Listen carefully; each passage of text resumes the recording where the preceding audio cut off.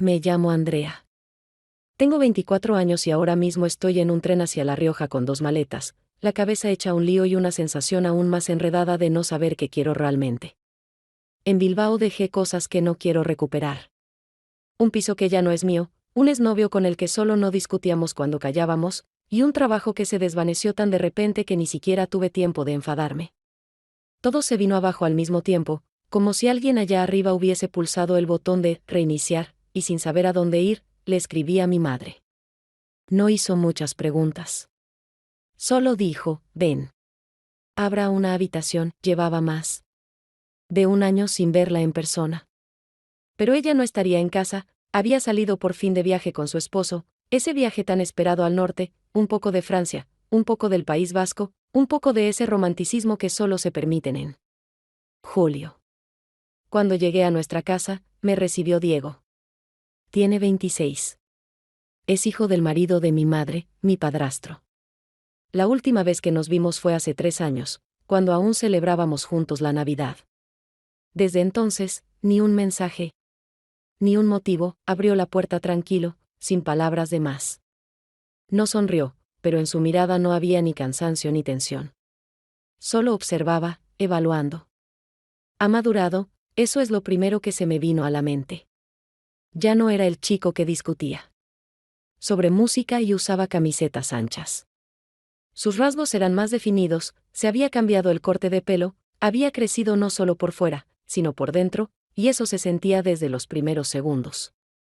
Me quedé parada en las escaleras, esperando que dijera algo, pero él simplemente se hizo a un lado, dejando el paso libre hacia el salón. «Vas a dormir en mi habitación», dijo escuetamente. Yo me mudé al garaje para el verano, lo dijo como si eligiera qué café preparar. Sin rastro de sacrificio ni un ápice de condescendencia. Ni siquiera tuve tiempo de responder, ya se había ido hacia la cocina. Dejé las maletas en el pasillo. Me quité las zapatillas y entré a su antigua habitación. Todo estaba ordenado. La cama hecha, la ventana abierta, libros en la estantería, algunas plantas pequeñas. Miré alrededor, no había nada mío en ese espacio, pero al mismo tiempo, todo parecía estar listo para recibir a alguien. Sin preguntas. Sin bienvenidas, no tenía fuerzas para desempacar, así que simplemente me dejé caer sobre la cama, boca arriba.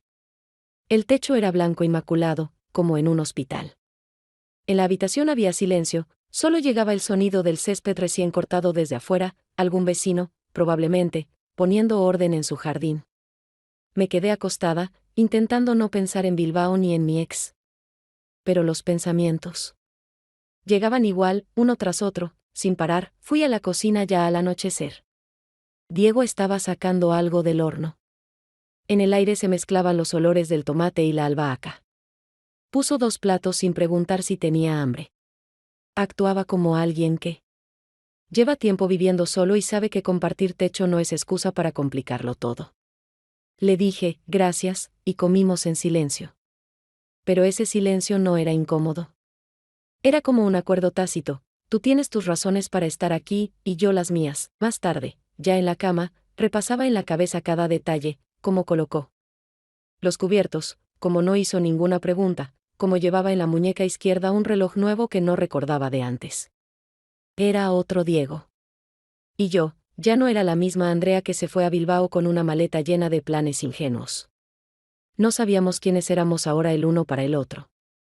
Pero lo que sí sabíamos era que ya no éramos quienes fuimos 3 años atrás. Al segundo día, todo quedó claro sin necesidad de hablar mucho. Diego vivía en el garaje, que había transformado en un espacio habitable con taller incluido, y yo en su antigua habitación, que se convirtió en un refugio temporal, sin indicios de pertenencia emocional. En el garaje, él se había organizado con precisión: estanterías metálicas con herramientas, un sofá plegable, una cafetera y una lámpara de luz cálida que hacía el lugar más acogedor de lo que uno esperaría de un espacio técnico. Entré solo una vez, para llevarle una toalla, y noté que hasta tenía un cactus en la ventana y una camisa planchada colgada de un gancho. No me pidió ayuda para nada, no mencionó que necesitaba algo, y en general, actuaba como alguien acostumbrado a hacerlo todo solo cuando se trata de lo cotidiano. Nos organizamos en la casa sin esfuerzo. Yo compraba los víveres, él cocinaba, él lavaba los platos, yo los guardaba en su sitio. A veces intercambiábamos los roles, pero no porque alguien lo pidiera, sino porque parecía natural, como el reparto de tareas entre vecinos que no quieren molestarse ni acercarse más de lo necesario. Había algo tranquilo, incluso agradable. En todo eso, aunque notaba claramente que su distancia no era casual ni pasiva. No me evitaba de manera evidente, pero tampoco buscaba alargar las conversaciones más allá de lo indispensable. Su silencio no era ofensivo, era exacto, de esos que no presionan, pero tampoco permiten acercarse demasiado. Noté que Diego había cambiado, no solo era más adulto, sino que parecía estar más definido en torno a sí mismo, como si cada uno de sus gestos estuviera elegido con intención. Se movía con calma, pero sin lentitud, su voz era equilibrada, pero no indiferente, y su mirada, siempre directa, sin distracciones ni ese coqueteo típico con el que muchos se esconden cuando no saben cómo comportarse cerca de alguien. Sabía escuchar atentamente cuando yo hablaba sobre mi trabajo o mencionaba a Bilbao, pero no interrumpía ni daba consejos, como si supiera que a veces el mejor apoyo es no meterse en las ruinas de otro con instrucciones sobre cómo reconstruirlas. Se levantaba temprano, regresaba por la tarde, cansado, pero sin mal humor. No sabía exactamente en qué trabajaba, algo relacionado con restauración de muebles, a juzgar por el olor a barniz en su ropa, pero no preguntaba. Era evidente que su trabajo era físico, y que le gustaba lo que hacía. En la nevera siempre había algo preparado, y en los estantes todo estaba perfectamente ordenado, como si no manejara una cocina sino un pequeño orden privado al que yo tenía acceso por confianza. Yo vivía en su habitación, pero no tocaba nada. Ni siquiera las estanterías con libros las movía, no por respeto, sino por la sensación de que esas cosas aún le pertenecían, y que yo estaba allí solo temporalmente, aunque nadie lo dijera en voz alta. La habitación era fresca pero luminosa, y la ventana daba al patio trasero, donde él a veces cortaba madera o trabajaba con pintura. Lo observaba tras la cortina, no porque quisiera espiarlo, sino porque sus movimientos se parecían a una rutina bien coreografiada, precisos, seguros, sin un solo gesto accidental. Por la noche, a veces tomábamos té o comíamos helado juntos. No todos los días. Y no con ningún significado especial. Simplemente se daba así.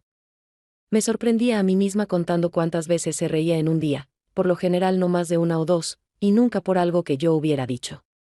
Y aunque no tenía ningún derecho sobre él, cada día me costaba más convencerme de que para mí era solo un chico que preparaba la cena y vivía en el mismo edificio. Unos días después, entré en la cocina no para preparar nada, sino simplemente para pasar de largo, hacía calor y quería salir al patio a refrescarme un poco. Diego estaba sentado a la mesa, con el teléfono en la mano, y lo que me sorprendió fue que se reía en voz baja. Su sonrisa era natural, sin defensas, sin esa cautela interna que le veía todos los días.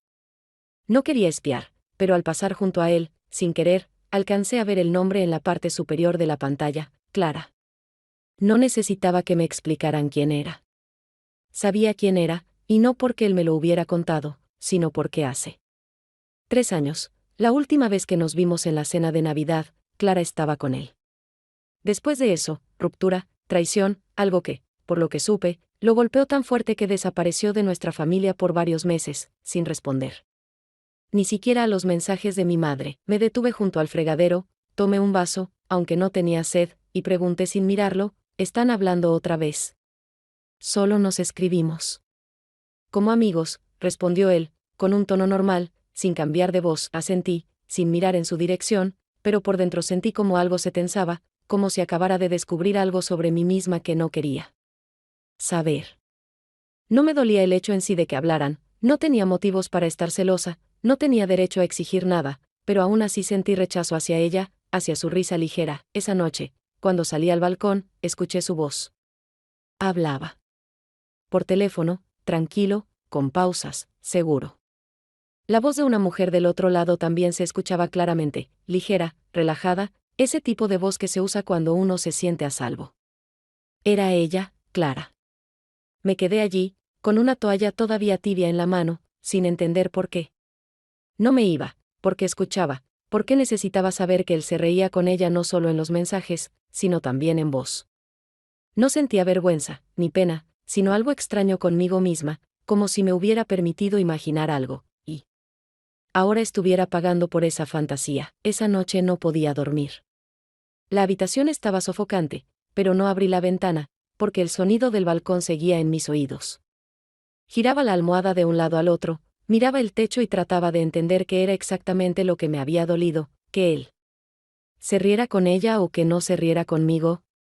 No tenía respuesta. Pero por primera vez en todo ese tiempo sentí que entre nosotros había aparecido algo que no controlaba y que no sabía cómo manejar. No sabía si él aún pensaba en ella como en alguien importante, o si simplemente se había acostumbrado a su presencia en su vida, pero una cosa sí sabía con certeza: me costaba admitir que me importaba con quién hablaba, que leía, a quién le sonreía, y tal vez, en eso estaba la mayor incomodidad, no en Clara, ni en sus conversaciones, ni en el hecho de que él no me contaba nada extra, sino en que yo, sin darme cuenta, había empezado a fijarme en todo lo que tenía que ver con él. Al día siguiente, todo transcurría como siempre. Me desperté, escuché el clic de la tetera en la cocina, me levanté despacio, me duché y salí de mi habitación esperando encontrar en la mesa la habitual taza de frutas o pan. Diego estaba junto a la estufa, friendo huevos, concentrado y sin notar que había entrado. Quise decir algo, algo como «buenos días» o «¿dormiste mucho hoy?».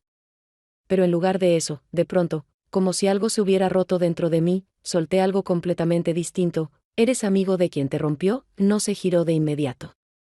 Miró la sartén, bajó el fuego, dejó la espátula al borde del fregadero, se secó las manos con una toalla, y solo entonces se volvió hacia mí.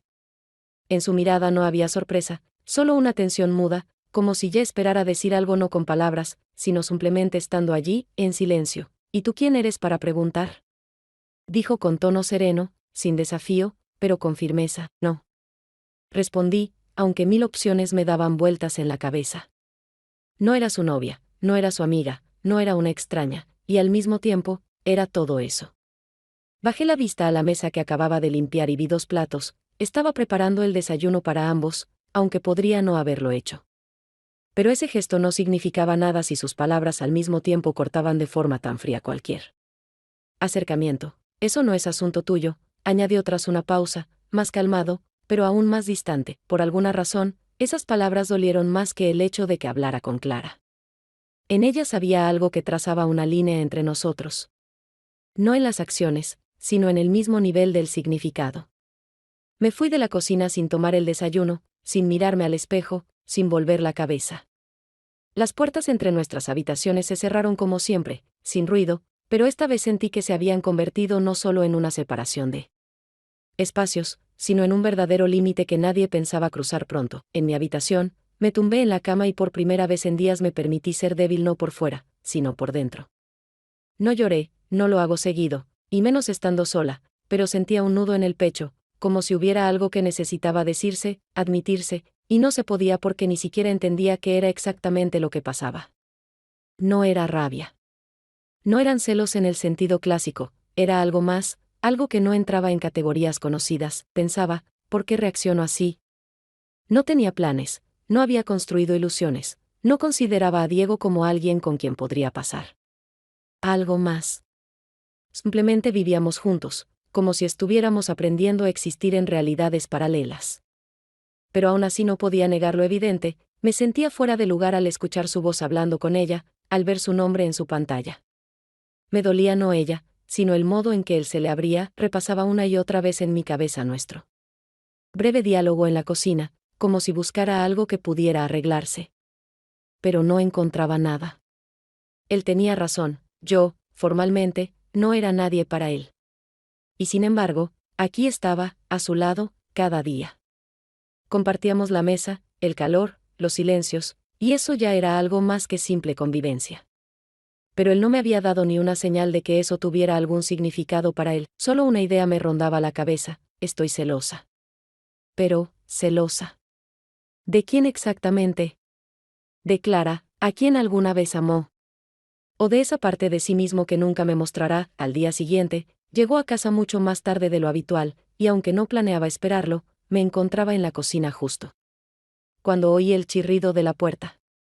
Sus pasos eran firmes, pero carecían de esa concentración habitual con la que solía entrar. Dejó el teléfono sobre el borde de la mesa sin decir nada, se sentó en una silla, apoyó los codos en la mesa y se quedó mirando al suelo, como si intentara reprimir algo dentro de sí, aunque normalmente mantenía el control sin esfuerzo. Y se como si solo hubiese entrado por un vaso de agua, pero él, sin que le preguntara nada, habló primero. Clara dijo que está saliendo con otro, dijo sin levantar la cabeza. Lo escribió como al pasar. Sin contexto, simplemente lo soltó en un mensaje como si fuera un detalle cualquiera, hablaba con voz serena, casi distante, pero en ese tono había una precisión que me hizo entender que no era sobre ella. Era sobre él. Me senté frente a él, sin saber si debía tocar el tema o dejarlo desahogarse. Levantó la vista, me miró directamente, y en su mirada no había tristeza, solo cansancio, del tipo que no se acumula en un día ni en una semana, sino a lo largo de años de repetir. La misma decepción, no es por ella. Me da igual con quién esté. Solo que me jode sentir que otra vez quedo como un idiota. No porque ella se haya ido, sino porque no supe ver el momento en que tenía que irme antes de que me echaran, no sabía cómo reaccionar, si debía decir algo reconfortante o simplemente hacerle saber que no estaba solo. En vez de dar vueltas. Con frases elaboradas, dije lo primero que me vino a la mente, con honestidad pura, ella es una idiota. Y tú eres, normal. Solo que bueno, no lo dije como halago, sino como una constatación. Ni siquiera yo esperaba que esas palabras pesaran tanto, me miró más tiempo del habitual.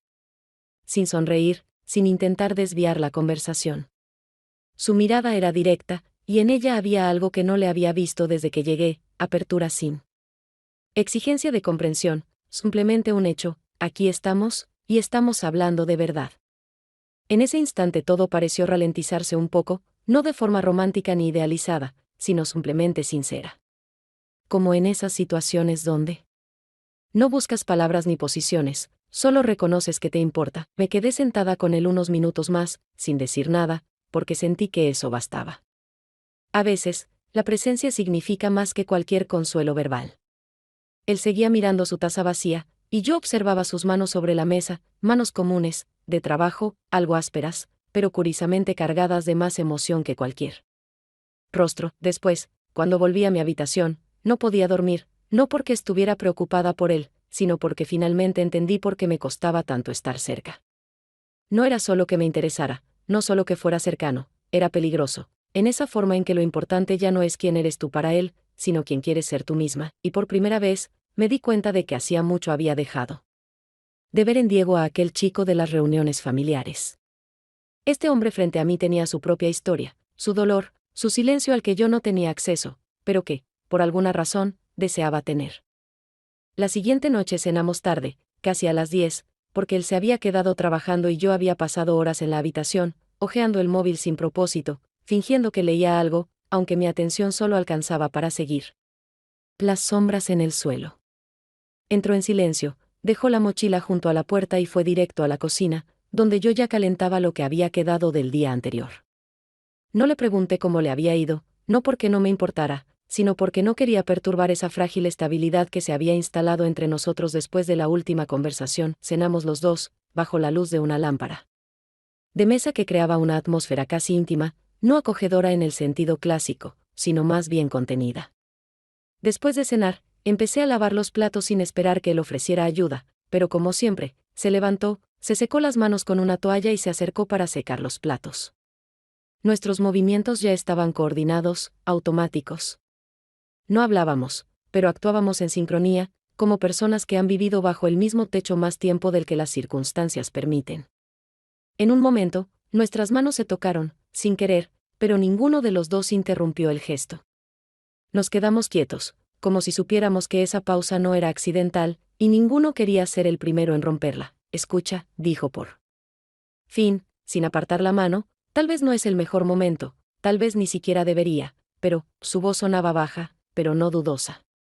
En esas palabras no había una petición de permiso, sino más bien una deliberación interna. Si esto sería un error, si dábamos un paso. Me giré hacia él, aún con una taza en la mano, y respondí de inmediato, sin pensarlo, porque la respuesta ya se había formado en mí mucho antes de que yo misma la reconociera. Vale la pena, lo dije sin presión emocional, sin apuro, sin la tensión que suelen tener los momentos importantes, y precisamente por eso sonó con la exactitud necesaria. Él se inclinó hacia mí despacio, sin movimientos bruscos, como si me diera tiempo para cambiar de idea, pero yo no me aparté. Sus labios tocaron los míos con la medida justa, no para sentir algo físico solamente, sino algo más profundo, consentimiento, afirmación, aceptación. Ese momento no fue ni espontáneo ni un arrebato emocional, no tuvo la dramatización que se ve en las películas, fue tranquilo, preciso, muy humano. Como si hubiera estado esperando el momento adecuado, no por duda, sino porque quería que ocurriera con naturalidad, sin expectativas ni vacilaciones. Y por eso se sintió como una continuación de lo que ya existía entre nosotros, solo que nunca dicho en voz alta, nunca puesto en palabras, pero presente en cada mirada, cada gesto, cada mínimo contacto cotidiano. Cuando nos separamos, él no dijo nada, y yo tampoco. En ese silencio no había incomodidad, ni necesidad de explicar qué acababa de pasar. No evitamos mirarnos, no reímos con nerviosismo, no desviamos la mirada, al contrario, algo en nuestros rostros cambió, se volvió más claro, más simple, como si hubiéramos quitado una barrera que estuvo entre nosotros desde el primer día de mi regreso. Terminé de lavar el último plato, él lo secó, lo puso en el escurridor, y luego dijo simplemente: yo recojo lo demás esta noche. Vete a descansar, asentí, sin intentar continuar la conversación. En el pasillo, de camino a mi habitación, sentí que algo en mi interior empezaba a cambiar, no de forma abrupta ni dolorosa, pero sí irreversible. No era euforia ni confusión, sino una calma segura de que algo se había movido, y que ya no había vuelta atrás. A la mañana siguiente, él se comportó como siempre, como si la noche anterior no hubiera contenido ningún desvío de la rutina. Como si el beso que había ocurrido entre nosotros fuera solo una parte más de la interacción habitual entre dos personas que, por azar, comparten un techo. Como de costumbre, puso 2 tazas sobre la mesa, preparó té, cortó el pan, sacó la mantequilla y la mermelada del frigorífico, y yo, sin preguntar nada, me senté enfrente, tratando de entender si ese silencio era una decisión consciente o simplemente su manera de darse tiempo. En sus gestos no había tensión ni incomodidad, pero tampoco ninguna señal de que quisiera hablar sobre lo que había pasado entre nosotros. Tampoco dije nada. No porque no quisiera, sino porque temía presionar justo en el lugar donde algo aún no estaba asentado. Dentro de mí, todo funcionaba a una velocidad excesiva, los pensamientos se mezclaban, las preguntas se acumulaban, pero ninguna llegaba a mis labios. Intentaba mantener la entonación de siempre, sonreír como de costumbre, pero sentía que esa sonrisa no ocultaba nada, sino que, al contrario, delataba todo lo que había cambiado por dentro. Y aún así, no tenía ningún deseo de forzarlo. Que fuera que estuviera desarrollándose, porque no sabía con certeza a qué podía aspirar. Salimos al centro por la tarde, él tenía que recoger algo de una tienda, yo fui simplemente para no quedarme en casa. Caminábamos juntos, sin tocarnos, sin hablar de nada personal, pero mis ojos lo buscaban constantemente de reojo, y volvía a pensar en lo tranquilo que se mostraba. Me habría gustado saber si todo esto significaba algo para él, o si simplemente no lo consideraba un acontecimiento. Nos encontramos con una conocida suya frente a una cafetería vieja, parecía trabajar en el mismo sector que él, porque las primeras frases que intercambiaron fueron sobre materiales, barniz y trabajo con madera. La mujer me miró brevemente, detuvo la vista por unos segundos, evaluando mi presencia no con palabras, sino con su silencio, y luego, inclinándose un poco hacia él, preguntó: ¿hacen buena pareja? Lo dijo sin ironía, sin malicia, simplemente como una observación dicha en voz alta. Él se encogió de hombros, sin pensarlo mucho, y respondió de forma seca: solo compartimos techo por ahora. Fueron apenas unas palabras, pero golpearon con más fuerza que cualquier rechazo.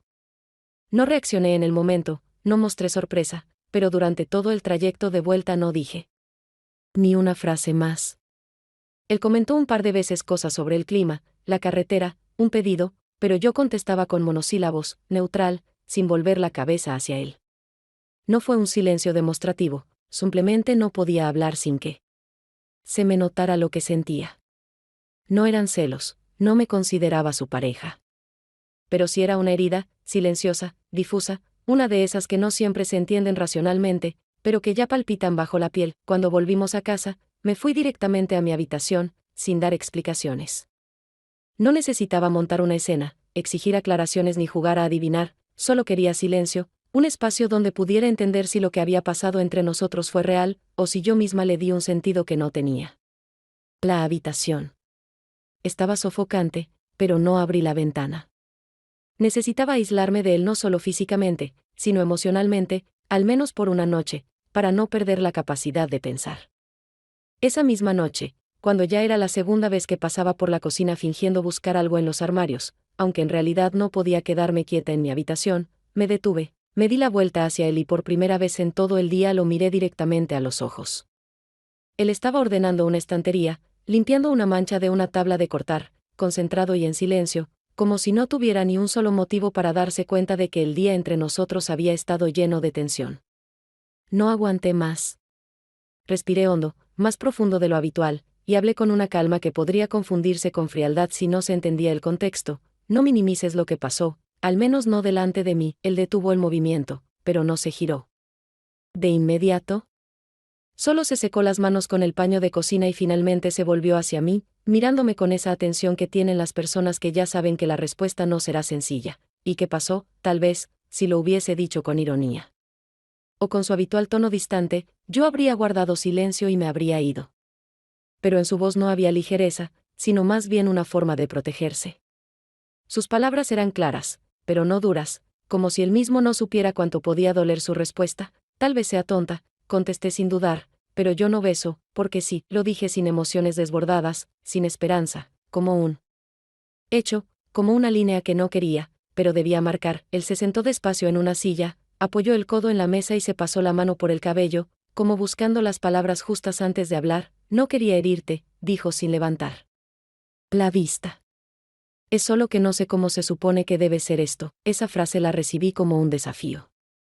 No era ofensiva, pero contenía una ambigüedad que ya no podía tolerar. Se empieza dejando de fingir, respondí, y esta vez, mi voz ya tenía firmeza. Levantó la mirada, y entre nosotros se formó una línea de tensión tan directa que se sentía más con el cuerpo que con los oídos, esa sensación donde lo que digas a continuación o te acerca o termina de alejarte. ¿Quieres que diga que quiero estar contigo?, preguntó, sin sonrisa, sin ironía, casi en serio, casi con sinceridad.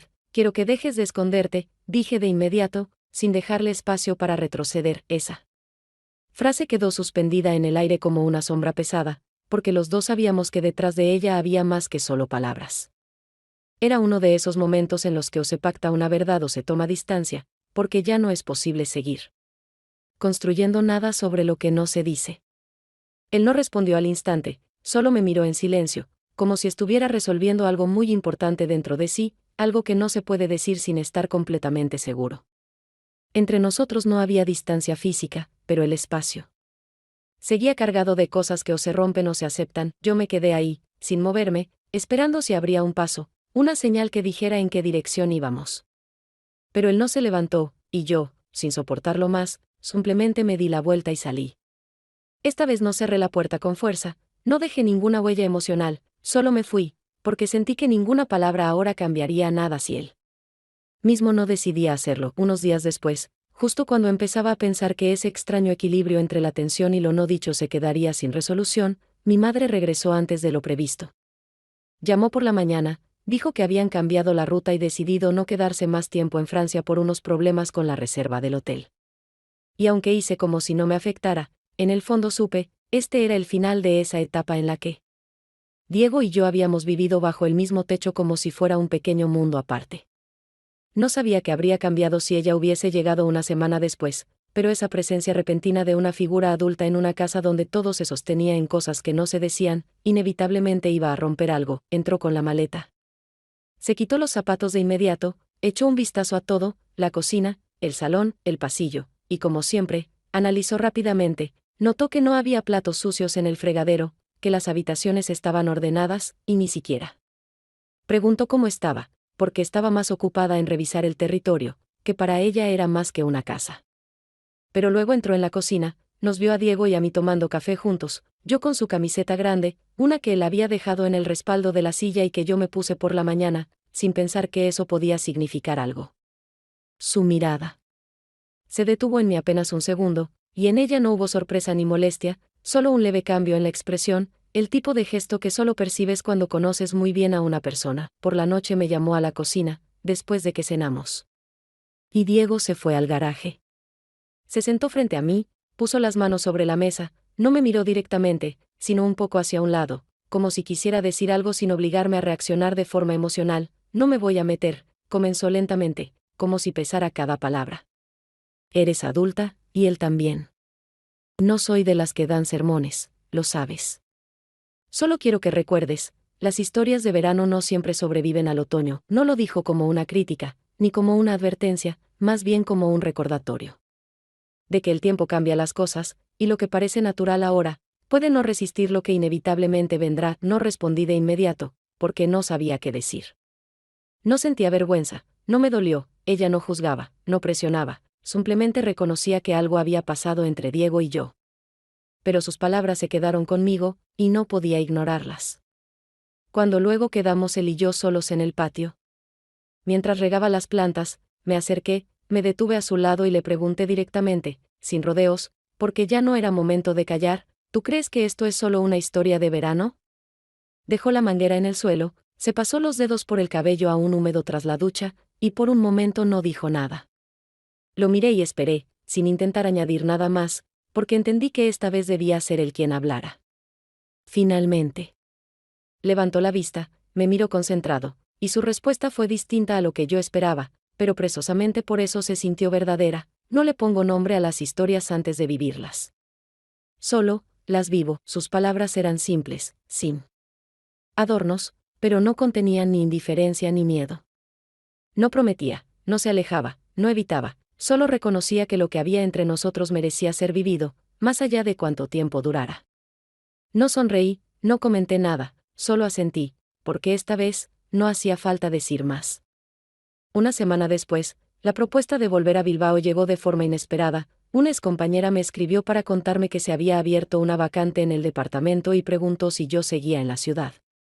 Por supuesto, no sabía.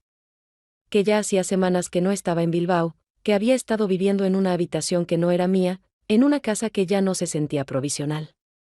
Al principio solo leí el mensaje y dejé el móvil a un lado, como si el tiempo que me tomara para pensarlo pudiera cambiar algo. Pero esa misma noche respondí, de forma breve, directa, diciendo que estaba interesada. Y al día siguiente recibí la confirmación. Me esperaban la semana siguiente. Cuando se lo conté a mi madre, dijo que se alegraba por mí, pero no mencionó a Diego. No preguntó cómo eso afectaría lo que había entre nosotros, no intentó darme consejos, solo deseó que todo saliera como yo quería. Hice las maletas rápido, sin prisas ni dramatismos, solo con lo necesario, dejando parte de mis cosas aquí, como si al hacerlo dejara también la puerta entreabierta. Diego no me preguntó por qué había decidido irme, y no me ofreció alternativas para quedarme, aunque en su actitud no había indiferencia. Me ayudó con las maletas, llevó una parte al coche, y los dos nos mantuvimos en silencio mientras yo revisaba mis documentos. Pensaba si había guardado el cargador y si tenía suficiente agua en la botella. La última noche la pasamos en el patio trasero. No fue planeado, simplemente ocurrió así. El sol ya se estaba poniendo, el aire era cálido pero no sofocante, y en ese silencio suave no había tensión. Estábamos sentados en sillas de madera viejas, bebiendo agua con gas, y sentí que ese era uno de esos momentos que se guardan no por su carga emocional, sino por la claridad con la que llegan. Él no me miraba todo el tiempo, su mirada iba de los árboles al horizonte, pero cuando finalmente habló, sus palabras fueron claras, sin dramatismo ni presión emocional. ¿Vas a volver? No respondí enseguida, porque no quería hacer promesas. No tenía un plan, no tenía una imagen definida del futuro, ni siquiera sabía si lo que habíamos vivido era lo suficientemente fuerte como para resistir el tiempo y la distancia. Pero si sabía algo con certeza, no quería mentirle. Ni a él ni a mí. Si tengo a dónde. Guardó silencio unos segundos, luego me miró directamente a los ojos, como solía hacerlo cuando decía algo que de verdad importaba, y respondió. Con un tono firme, pero con una calidez que no se puede fingir: aquí siempre tendrás a dónde volver. Puse mi mano sobre la suya, no con seguridad, ni compasión, sino simplemente como un gesto sin pretensiones. No fue un adiós, fue un acuerdo sin palabras. No me prometas nada. Solo deja la puerta abierta. Nos quedamos ahí unos minutos más, sin hablar del futuro ni del pasado, y en ese silencio había más sentido que en cualquier declaración. Sabía que me iba no por una herida ni por una huida, sino porque no podía rechazar una oportunidad.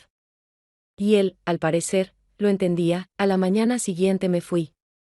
Él no bajó al andén, no me sostuvo la mano hasta el último segundo, solo me ayudó con la maleta, me dijo, cuídate, y me dejó el espacio para hacerlo todo por mí misma. Y eso, precisamente, fue lo más importante para mí. No intentó retenerme, pero tampoco cerró la puerta. Volver a Bilbao no fue ni triunfal ni doloroso, simplemente volví a una ciudad que ya conocía hasta el último detalle, y empecé a vivir al ritmo que se recuerda fácilmente, pero que cuesta llamar propio. El trabajo resultó ser el mismo de siempre, las mismas tareas, las mismas caras, los mismos chistes de oficina que no provocan verdadera risa, pero suenan lo suficientemente fuerte como para tapar la falta de temas más profundos. Volvía a caminar por las mismas calles, a tomar café en los mismos sitios, a usar los mismos vaqueros de hace un mes, y sin embargo, todo se sentía diferente. No por el lugar, no por la rutina, sino porque algo en mí se había quedado allá, en La Rioja, y ya no podía traérmelo de vuelta. Él no escribía todos los días. Y yo no lo esperaba. Sus mensajes llegaban sin lógica ni horario, a veces una foto del gato que recogió cerca del garaje, a veces solo una broma, a veces un simple ¿cómo estás?, al que yo respondía con honestidad, pero sin exagerar. En esos mensajes no había promesas, ni planes, ni frases como pienso en ti o te echo de menos. Pero cada uno de ellos, de algún modo, significaba más que largas conversaciones con gente que vivía cerca. No podía explicar por qué me importaban esas pequeñas señales suyas, pero cada mensaje era como una señal silenciosa. No habíamos cerrado esa historia, solo la habíamos puesto a un lado, donde pudiera existir sin atención constante, pero seguir existiendo. No lo formalizamos, no le dimos un nombre a lo que pasó entre nosotros. No le hablé de él a mis amigas, no lo mencioné en las charlas con mis compañeros, no busqué una excusa para volver a visitar a mi madre, por miedo a llegar y encontrar un escenario diferente, nuevas dinámicas, nuevos silencios, nuevas distancias. Y aún así, no sentía que lo nuestro se hubiera disuelto en un recuerdo. No fue una cercanía casual, provocada por el calor o la rutina compartida. Tampoco esperaba que de ahí saliera algo grande. Pero definitivamente no fue algo que pasa sin dejar huella. A veces recordaba cómo comíamos en silencio, cómo secaba los platos, cómo dejaba los libros con cuidado sobre la mesa, cómo dormía con las ventanas abiertas porque no soportaba el aire acondicionado, cómo tarareaba cuando creía que nadie lo oía. No conservaba esos momentos por nostalgia, no los repetía en mi mente como intentos de revivir algo, simplemente estaban ahí, como parte de una vida que no necesita ser evaluada para ser real. Ninguno de los dos dijo que íbamos a estar juntos. Nadie escribió cartas largas, nadie pidió explicaciones, nadie ofreció futuros. Y quizás, por eso mismo, esta historia se quedó conmigo, no como drama, ni como película romántica, ni como algo que deba contarse a otros. No tuvo clímax ni desenlace, no hubo escena final con alguien corriendo bajo la lluvia ni esperando en una estación. No tuvo nombre, y quizá por eso fue verdadera. A veces, lo más importante es lo que sucede lejos de todos, sin que nadie lo vea, sin música de fondo.